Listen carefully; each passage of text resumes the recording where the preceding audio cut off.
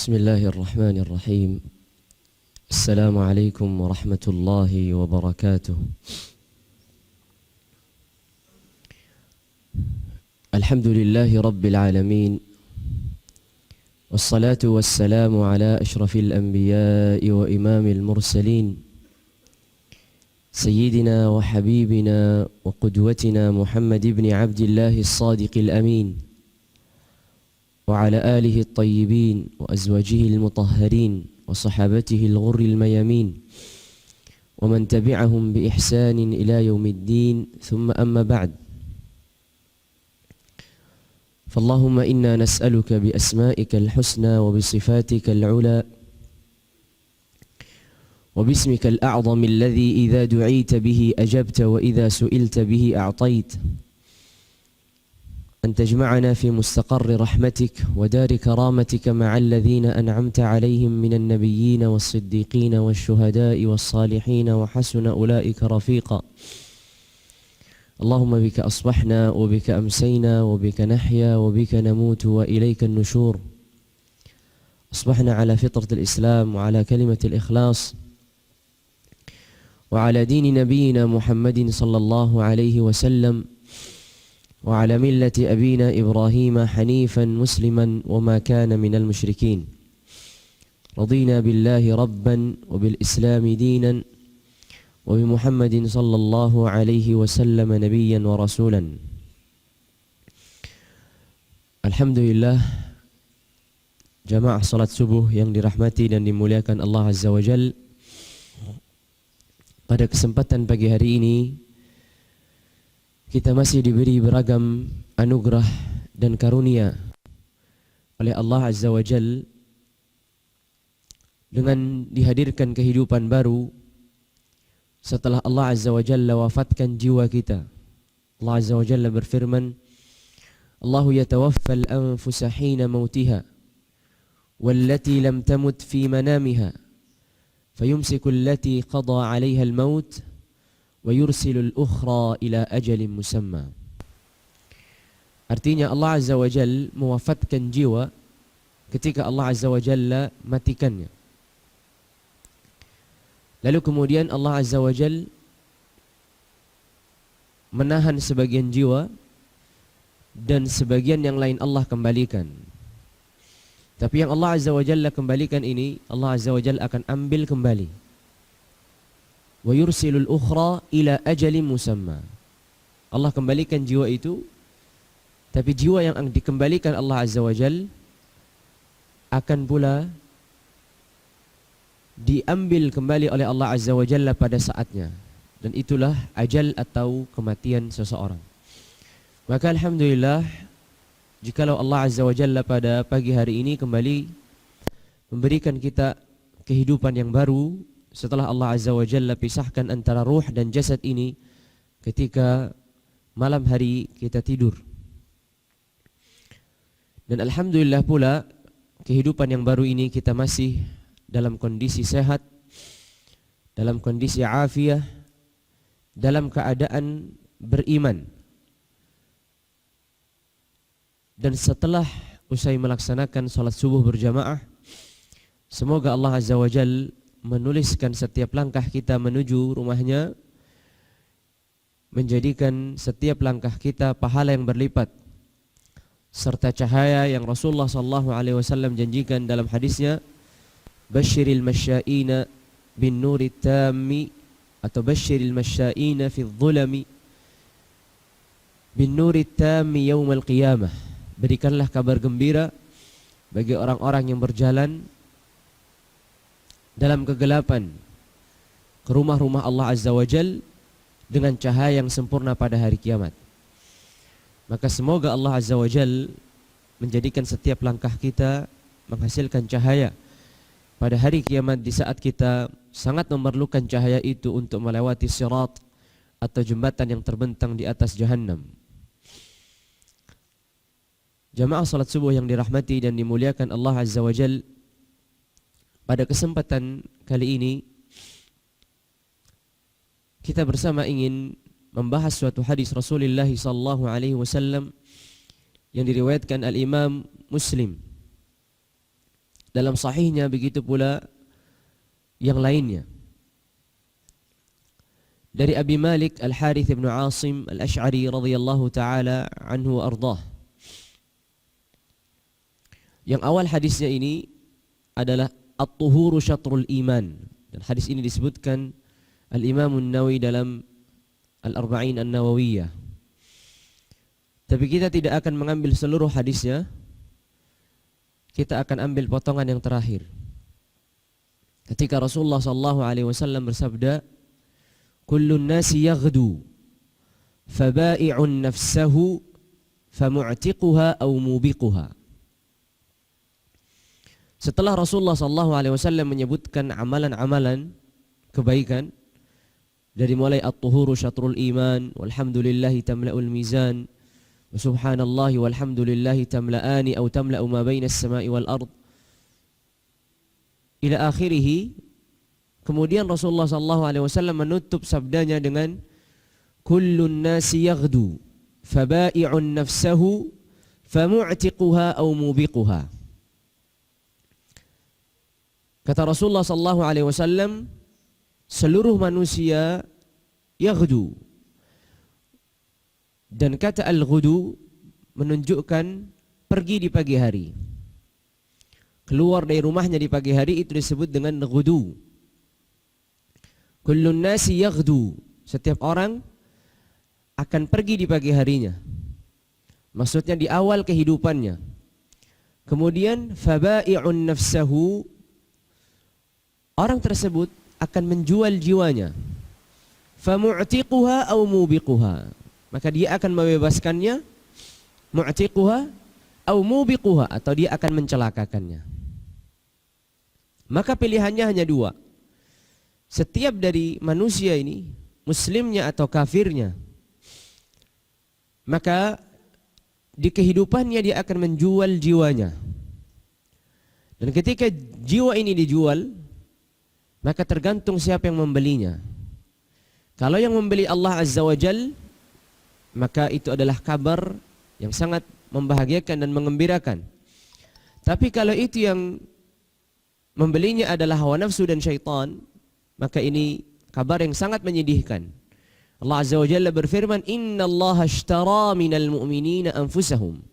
Sesungguhnya Allah Azza wa Jalla membeli dari orang-orang yang beriman jiwa mereka. Sehingga di sana ada tijarah, ada perdagangan. Setiap manusia menjual jiwanya. Untuk apa? Agar terbebaskan dirinya. Terbebaskan dari apa? Famu'tiquha, terbebaskan dirinya. Terbebaskan dari api neraka. Wal'iyadzu billah. Sehingga pilihannya hanya dua. Yang pertama famu'tiquha, yang kedua au mubiquha, atau mencelakakannya. Makanya orang yang beriman dalam kehidupannya selalu berupaya untuk membebaskan dirinya. Tapi bukan membebaskan dirinya dari aturan-aturan Allah, melainkan membebaskan dirinya dari hawa nafsunya, dari syahwatnya, dan di hari akhir dari api neraka. Karena hakikatnya manusia ini tidak ada yang terciptakan dalam keadaan bebas. Maksudnya, ia selalu terikat. Kalau tidak terikat dengan hawa nafsu dan jiwanya yang buruk, maka dia terikat dengan perintah-perintah dan larangan-larangan Allah. Antara dua. Kalau tidak terikat dengan jiwa dan hawa nafsu yang buruk tadi, yang mengajaknya kepada keburukan, dia akan terikat dengan perintah-perintah dan larangan-larangan Allah. Kalau dia mengikuti hawa nafsunya, bukan berarti dia sudah bebas, melainkan dia juga budak, tapi budak dari hawa nafsunya. Makanya Allah Azza wa Jalla berfirman, "Afara'aita man ittakhadha ilahahu hawah?" Tidakkah engkau melihat orang-orang yang menjadikan hawa nafsunya sebagai Tuhan? Berarti dia budak dari hawa nafsunya. Begitu pula Rasulullah sallallahu alaihi wasallam ketika bersabda, "Ta'isa 'abdud dinar, ta'isa 'abdud dirham." Celaka mereka yang diperbudak oleh dinar, diperbudak oleh dirham. Artinya di sana manusia tidak bisa terbebaskan dari perbudakan ini. Antara dia menghamba kepada dunia, menghamba kepada hawa nafsu, menghamba kepada jiwa yang selalu mengajak kepada keburukan, innan nafsa la ammaratun bisu, atau dia menghamba kepada Allah. Atau menghamba kepada Allah. Kalau dia menghamba kepada Allah, maka kata Rasulullah, famu'tiquha, dia akan membebaskan dirinya. Membebaskan dirinya dari apa? Ia membebaskan dirinya dari syahwat dan hawa nafsunya, dan membebaskan dirinya dari neraka. Tapi bukan berarti dia seenaknya. Karena kalau dia terbebaskan dari hawa nafsu, terbebaskan dari syahwat, maka dia terikat dengan perintah-perintah dan larangan-larangan Allah. Sehingga manusia itu memang diciptakan sebagai abdan, sebagai hamba. Antara dia hamba Allah atau hamba yang lain. Maka pilihannya hanya dua, famu'tiquha au mubiquha. Antara dia membebaskan dirinya atau dia mencelakakan dirinya. Maka sungguh mengherankan ketika seseorang mengatakan, kita ingin kebebasan. Hakikatnya dia tidak ada kebebasan, melainkan dia mengikuti syahwat dan hawa nafsunya. Kebebasan-kebebasan yang diteriakkan, diajak orang-orang yang menyerukan kebebasan tanpa ada batasan, itu hakikatnya dia sedang menjadi budak oleh hawa nafsunya. Makanya antara dua keterikatan ini, antara dia mu'tiquha, artinya menjadi hamba Allah Azza wa Jalla dan membebaskan dari perbudakan hawa nafsu, atau mubiquha, dia membebaskan dari menghamba kepada Allah tapi dia mencelakakannya dengan cara mengikuti hawa nafsunya. Makanya Allah Azza wa Jalla tadi berfirman, innallaha ashtara minal mu'minina anfusahum wa amwalahum, ila akhiril ayat. Sesungguhnya Allah Azza wa Jalla membeli. Sesungguhnya Allah Azza wa Jalla membeli dari orang-orang beriman jiwa-jiwa mereka dan harta-harta mereka. Dan kalau Allah Azza wa Jalla yang membeli jiwa seorang mukmin, kita pasti yakin bahwasanya apa yang Allah Azza wa Jalla jadikan sebagai pengganti dari jiwa yang telah kita jual kepada Allah, pasti bukanlah sesuatu yang sedikit. Makanya Allah Azza wa Jalla berfirman, bi anna lahumul jannah. Orang yang menjual jiwanya balasannya adalah surga. Jiwa kita yang tidak ada artinya ini, jiwa kita yang Allah Azza wa Jalla berikan kepada kita, Allah kembali lagi membelinya. Dan Allah Azza wa Jalla kembali bukan hanya sebatas membelinya, lalu kemudian Allah Azza wa Jalla memberikan yang terbaik sebagai balasannya. Jiwa ini milik Allah, Allah yang memberikan kepada kita. Kemudian Allah Azza wa Jalla kembali membelinya, dan membelinya pun bukan berarti tanpa ganti, melainkan ganti yang paling sempurna, yaitu surga. Makanya seluruhnya milik Allah. Dan seluruhnya kemuliaan ini milik Allah. Dari Allah bermula dan dari Allah pula kita akan kembali, kepada Allah pula akan kembali. Makanya ketika Rasulullah SAW bersabda di akhir hadis ini sebenarnya penghujung dari amalan-amalan yang disebutkan Rasulullah di awal.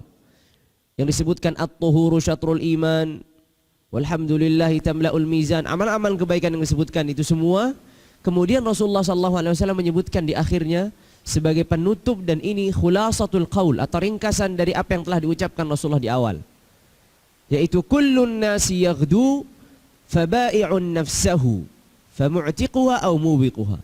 Dan Rasulullah SAW mengatakan kullun nas, seluruh manusia, mukmin dan kafir. Kalau seorang mukmin, maka dia sudah terbebaskan dari kekufuran, tapi belum terbebaskan dari kemaksiatan. Maka seorang mukmin sudah terbebaskan dari kekufuran, tinggal bagaimana dia membebaskan dari kemaksiatan yang itu berkaitan dengan syahwat dan hawa nafsunya. Kalau seorang kafir, maka dia sama sekali belum terbebaskan dari kekufurannya, dan itu puncak dari syahwatnya, lalu kemudian kemaksiatan-kemaksiatan yang lain. Maka kullun nas, setiap manusia akan membebaskan dirinya, membebaskan dari menghamba kepada Allah, atau membebaskan dari menghamba kepada dunia, syahwat dan hawa nafsunya. Makanya ketika Allah Azza wa Jalla berfirman, innallaha ashtara minal mu'minin, dari orang-orang yang beriman. Karena orang-orang yang beriman, mereka telah menjual pertama jiwanya untuk beriman kepada Allah. kemudian setelah dijual imannya atau dijual jiwanya untuk beriman kepada Allah, artinya juga dia siap untuk menerima seluruh ketetapan-ketetapan Allah dari perintah-perintah dan larangan-larangannya. Maka semakin orang beriman itu menahan dirinya dari syahwat dan hawa nafsunya, mengerjakan perintah-perintah Allah, meninggalkan larangan-larangan Allah, maka itu artinya semakin sempurna pula jiwanya ini diserahkan kepada Allah. Tapi semakin jiwanya itu mendekati dari larangan-larangan Allah, meninggalkan perintah-perintah Allah, maka itu artinya pula jiwanya ini semakin menjauh dan tidak sempurna 100% diserahkan kepada Allah. Walaupun ia sudah menyerahkannya dalam keadaan iman. Berbeda dengan orang kafir yang sama sekali tidak menyerahkan jiwanya kepada Allah, sehingga balasannya adalah neraka. Allah Azza wa Jalla berfirman di ayat yang lain, Ya ayyuhalladzina amanu, hal adullukum ala tijaratin tunjikum min azabin alim. Wahai orang-orang beriman, tidakkah aku tunjukkan kepada kalian suatu perdagangan, suatu tijarah, yang mana perdagangan ini, tijarah ini tunjikum min azabin alim, membuat kalian terbebaskan, membuat kalian terselamatkan dari apa? Dari azab yang sangat pedih. Lalu kemudian apa itu? Perdagangan ini tu'minuna billah. Pertama adalah beriman kepada Allah. Maka membebaskan dari kekufuran, menjadi hamba Allah Azza wa Jalla yang beriman. Ini adalah cara pertama agar seorang menjadi hamba Allah dan membebaskan dari penghambaannya kepada hawa nafsu, sehingga tidak masuk dalam firman Allah, afara'aita man ittakhadha ilahahu hawah. Tidaklah engkau melihat orang-orang yang menjadikan hawa nafsu sebagai Tuhannya. Maka yang pertama adalah tu'minuna billah, beriman kepada Allah Azza wa Jalla. Kemudian kata Allah Azza wa Jalla, setelah beriman kepada Allah, tu'minuna billahi wa rasulihi, beriman kepada Allah dan Rasulnya, wa tujahiduna fi sabilillahi bi amwalikum wa anfusikum, kemudian berjihad di jalan Allah Azza wa Jalla. Dan ini puncak pengorbanan jiwa seseorang ketika ia menjual jiwanya dalam keadaan dipersembahkan oleh Allah Azza wa Jalla dalam peperangan. Maka kata Allah Azza wa Jalla dalam firman-Nya, wa tujahiduna fi sabilillahi bi amwalikum wa anfusikum, dan kalian berjihad di jalan Allah Azza wa Jalla dengan harta dan jiwa kalian. Lalu firman Allah Azza wa Jalla, dzalikum khairul lakum in kuntum ta'lamun. Dzalikum khairul lakum in kuntum ta'lamun. Itu adalah suatu kebaikan bagi kalian apabila kalian mengetahuinya. Lalu kemudian Allah Azza wa Jalla berfirman, yaghfir lakum dzunubakum wa yudkhilakum jannatin atau yudkhilkum jannatin tajri min tahtiha al-anhar wa masakin tayyibatan fi jannati 'adn, dzalikal fawzul 'adzim. Ayat ini sebagian ahlul ilmi menjadikannya sebagai dalil bahwasanya beriman kepada Allah dan Rasulnya, kemudian berjihad di jalan Allah Azza wa Jalla dengan harta dan jiwanya, maka ini salah satu cara agar seseorang itu terhapuskan seluruh dosanya. Karena Allah Azza wa Jalla berfirman, yaghfir lakum dzunubakum, yaghfir lakum dzunubakum, diampuni dosa-dosanya, wa yudkhilkum jannatin tajri min tahtiha al-anhar. Dan firman Allah Azza wa Jalla, wa yaghfir lakum dzunubakum, menghapuskan dosa kalian, adalah sesuatu yang am. Artinya dosa besar ataupun dosa kecil. Sebagian ahlul ilmi maka menyebutkan salah satu amalan ketaatan, salah satu amalan ketaatan yang sangat mulia di sisi Allah Azza wa Jalla dan mampu menghapuskan bukan hanya dosa kecil saja, melainkan pula dosa besar, adalah berjihad di jalan Allah setelah ia beriman kepada Allah dan Rasulnya. Ini disebutkan oleh Syekh Saleh Al-Syekh dalam syarahnya Al-Aqidah Tahawiyah dan Al-Wasithiyah. Begitu pula sebelumnya Ibnu Abil Izz Al-Hanafi menukil dari Syekhul Islam Ibnu Taimiyah Taqiyuddin Ibnu Taimiyah rahimahumullahu tabaraka wa ta'ala, bahwasanya al-jihadu fi sabilillah atau berjihad di jalan Allah Azza wa Jalla ini mampu menghapuskan seluruh dosa. Karena Allah Azza wa Jalla berfirman, yaghfir lakum dzunubakum. Dan Allah Azza wa Jalla berfirman di awal, tunjikum min adzabin alim, terselamatkan dari azab yang sangat pedih. Maka sehingga ketika seorang beriman tadi, lalu kemudian berjihad di jalan Allah Azza wa Jalla.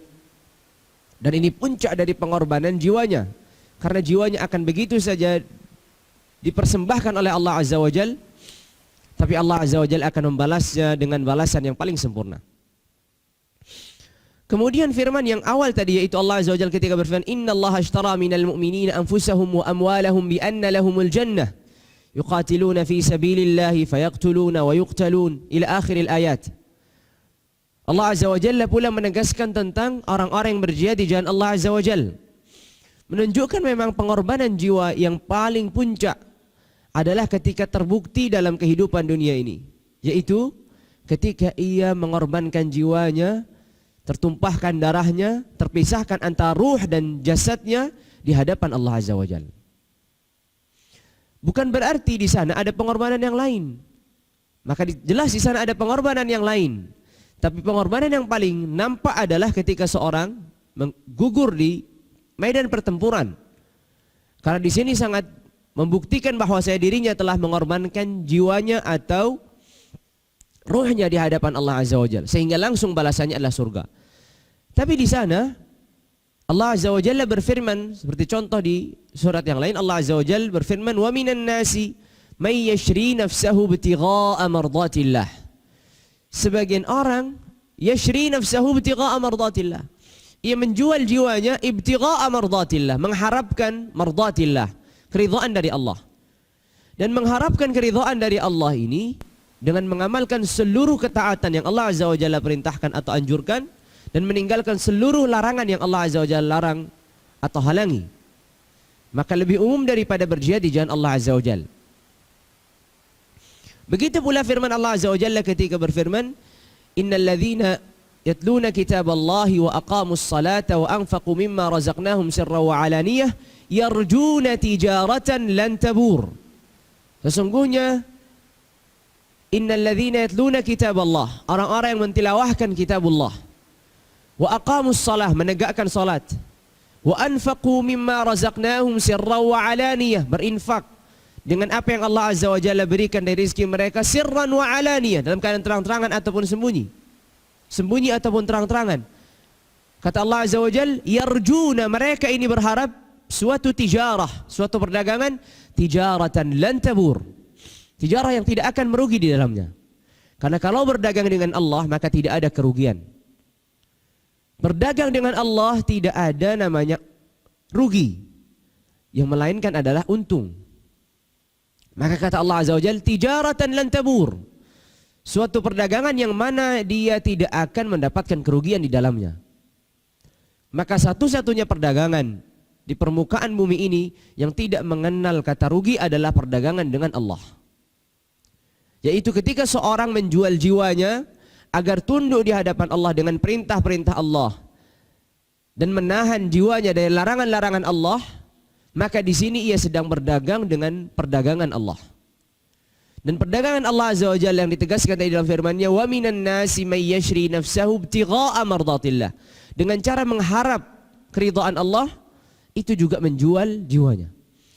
Maka sehingga hadirin sekalian yang dirahmati dan dimuliakan Allah Azza wa Jalla, ketika seseorang menegakkan salatnya, ketika seseorang berinfak dengan hartanya, ketika seorang mendekatkan dirinya kepada Allah dengan bertahmid, bertahlil, bertakbir, bertasbih, mengucapkan zikir-zikir yang dianjurkan, ketika seseorang menjaga amalan-amalan ketaatannya, itu hakikatnya dia sedang menundukkan jiwanya agar jiwanya ini dipasrahkan seluruhnya kepada Allah. Makanya subhanallah, ketika Allah Azza wa Jalla mensifati Rasulullah sallallahu alaihi wasallam perjalanan di malam hari, yaitu perjalanan Isra dan Mi'raj, Allah Azza wa Jalla ketika berfirman di surat Al-Isra, subhanalladzi asra bi'abdihi, subhanalladzi asra bi'abdihi lailan minal masjidil harami ilal masjidil aqsa alladzi barakna haulahu ila akhiril ayat. Allah Azza wa Jalla mensifati Rasulnya sebagai hambanya. Allah tidak mengatakan bi rasulihi, bi nabiyyihi, tapi subhanalladzi asra bi'abdihi. Perjalanan malam hari itu dari Masjidil Haram ke Masjidil Aqsa, Allah Azza wa Jalla yang melakukan perjalanan ini kepada siapa? Untuk siapa? Bi'abdihi, dengan hambanya. Dan di sini ada isyarah bahwasanya seorang yang menundukkan jiwanya di dunia, seorang yang akan menundukkan jiwanya di dunia, maka ia akan meninggi di langit. Seorang yang menundukkan jiwanya di dunia, maka dia akan meninggi di langit. Dan Allah Azza wa Jalla menyebutkan di sini Isra, begitu pula ketika Mi'raj di surat An-Najm. Di surat An-Najm Allah juga menyebutkan sebagai abd, sebagai hamba. Allah tidak menyebutkan sebagai rasul, Allah tidak menyebutkan sebagai nabi, padahal itu kedudukan yang mulia bagi Rasulullah. Tapi Allah Azza wa Jalla menyebutnya sebagai hamba. Ini isyarat bahwasanya Rasulullah SAW sudah mencapai tingkatan dan maqam ubudiyah yang paling sempurna. Sehingga Allah Azza wa Jalla muliakan di dunia ini untuk menembus langit ketujuh, bahkan langsung berbicara dengan Allah Azza wa Jalla, melihat surga-surga yang Allah Azza wa Jalla tampakkan pada malam Isra dan Mi'raj. Itu karena Rasulullah SAW memang sudah mencapai ubudiyah atau menghamba kepada Allah yang paling sempurna. Sehingga Rasulullah SAW diberi kesempatan untuk memasuki surga Allah sebelum waktunya. Begitu pula Rasulullah SAW diberi kesempatan untuk memasuki langit 1, 2, 3 sampai ke 7 sebelum manusia memasukinya nanti di hari kiamat. Karena surga akan di atas langit yang ke-7. Kenapa? Karena itu bagian dari kemuliaan yang Allah Azza wa Jalla hadirkan untuk Rasulullah. Mengapa? Karena Rasulullah SAW sudah mencapai tingkatan ubudiyah yang paling tertinggi. Maka kalau ditanya siapa orang yang paling sempurna menjual jiwanya di hadapan Allah, maka jawabannya adalah Rasulullah SAW yang Allah Azza wa Jalla sebutkan sebagai abdihi pada malam Isra dan pada malam Mi'raj itu. Makanya seorang hamba yang menundukkan jiwanya di dunia ini, maka ia pula akan meninggi dalam tingkatan-tingkatan yang sangat tinggi di langit-langit Allah Azza wa Jalla. Kita mengenal bahwasanya seorang hamba ini diciptakan dari ruh dan jasad. Dari ruh dan jasad. Dan jasad kita diciptakan dari bumi ini, yaitu dari tanah. Karena Allah berfirman, "Minha khalaqnakum wa fiha nu'idukum wa minha nukhrijukum taratan ukhra." Ketika Allah Azza wa Jalla bercerita tentang bumi, Allah Azza wa Jalla berfirman, "Minha khalaqnakum." Dari situlah kalian diciptakan. Artinya, memang seorang hamba, seorang manusia itu diciptakan dari tanah bumi ini. Lalu kemudian akan dikembalikannya dan akan dikeluarkannya atau dibangkitkannya pada hari kiamat nanti. Dan ia pula diciptakan dari ruh. Yang ruh itu ditiupkan oleh malaikat Allah. Ruh itu ditiupkan oleh malaikat Allah Azza wa Jalla ketika seseorang di janin ibunya. Dalam posisi dalam keadaan janin di rahim ibunya. Dikatakan ahlul ilmi bahwasanya jasad manusia yang terbuat dari bumi ini dan ruh yang ditiupkan, yang mengisyaratkan dari langit itu akan selalu saling tarik menarik. Sedangkan manusia ini tidak diuntungkan dengan tempatnya. Kenapa? Karena dia tinggal di bumi. Sehingga jasadnya akan lebih kuat.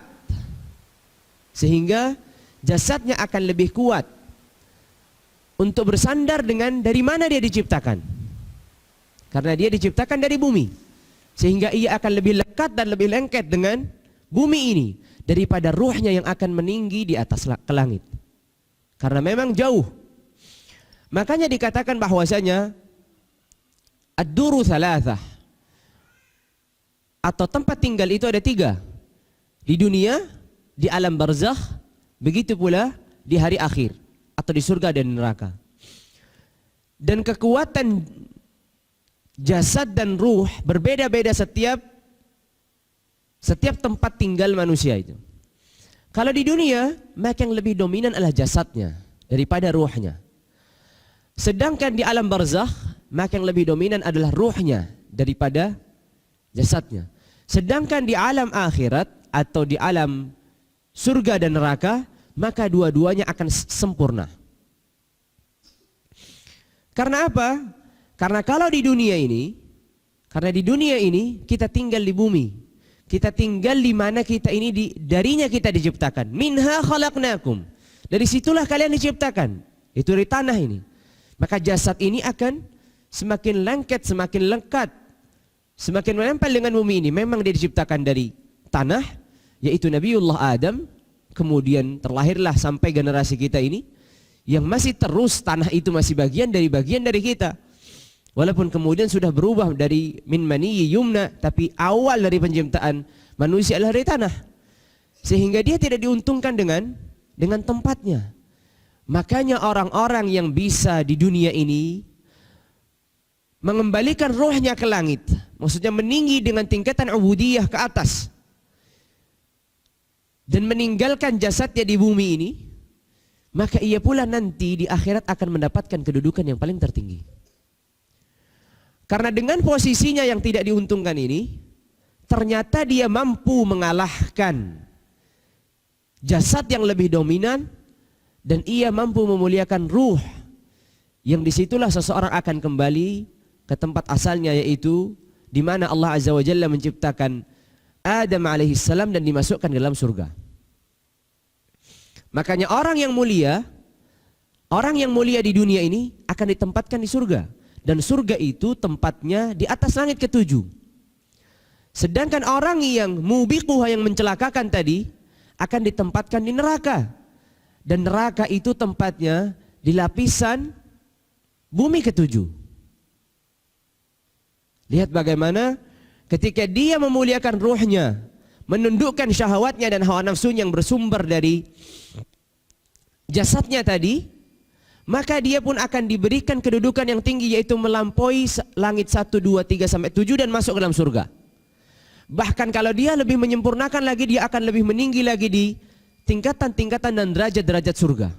Tapi kalau dia justru menghinakannya dengan mengikuti hawa nafsunya, justru menundukkannya dengan dunia ini, yang memang dia masih ada di dunia ini, maka Allah Azza wa Jalla pula akan hinakan di dunia ini, kemudian Allah Azza wa Jalla akan campakkan di neraka, yang neraka itu tempatnya pada lapisan bumi yang ketujuh.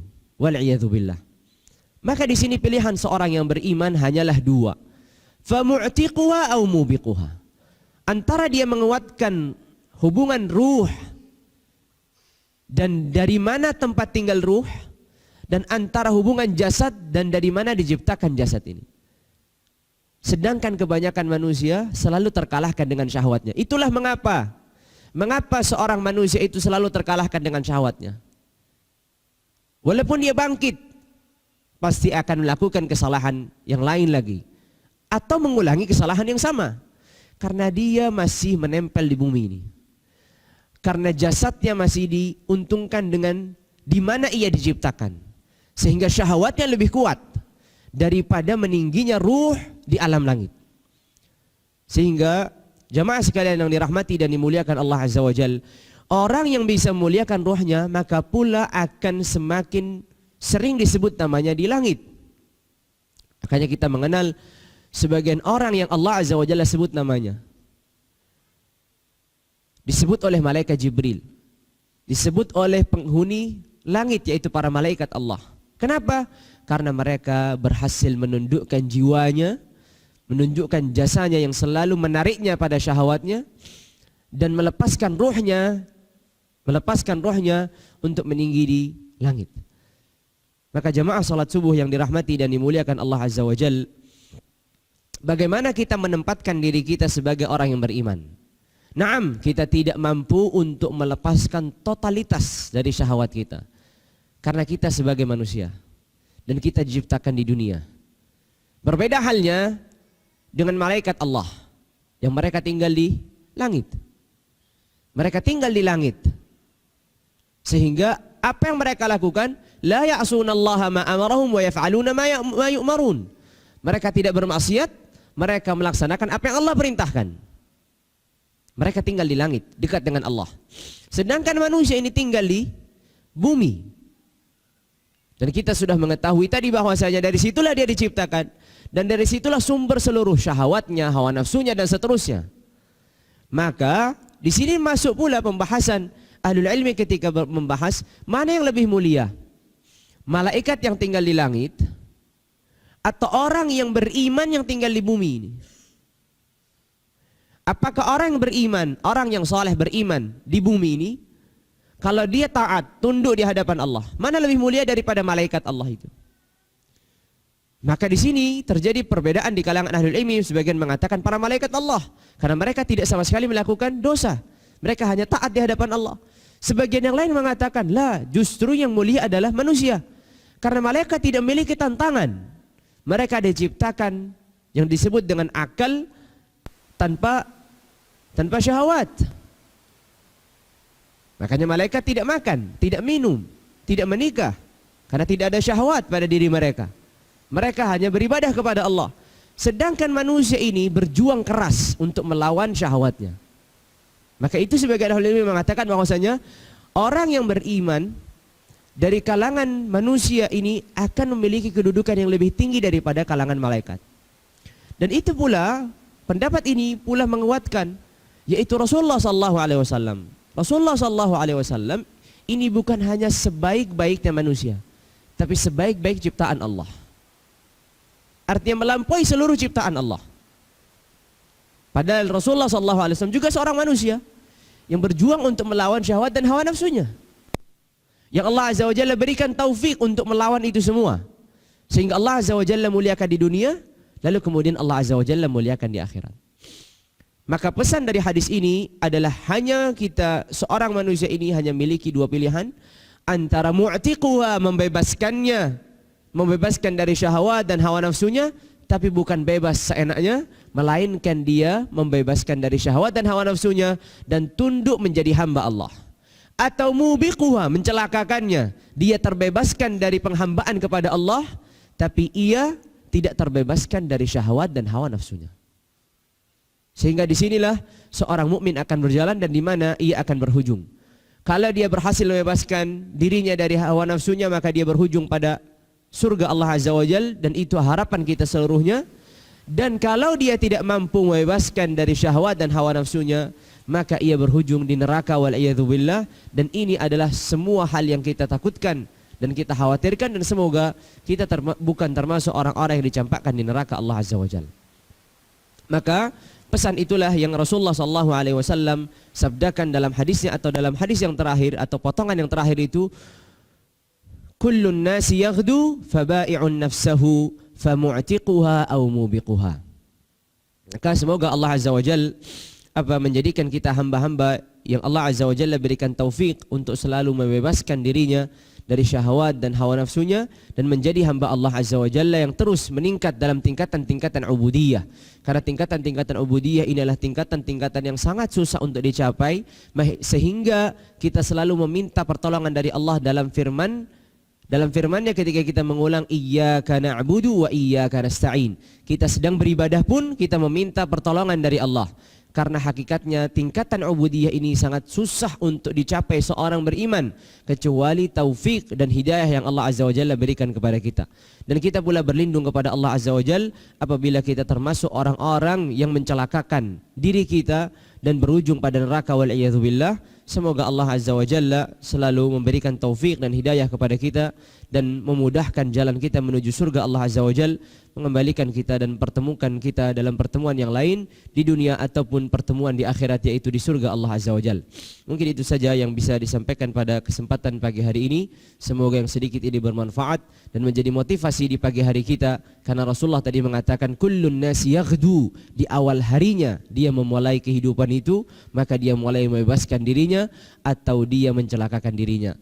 Sekian dari saya, dan kita tutup dengan kafaratul majlis. Subhanakallahumma bihamdika asyhadu an la ilaha illa anta astaghfiruka wa atubu ilaik. Wassalamu alaikum warahmatullahi wabarakatuh.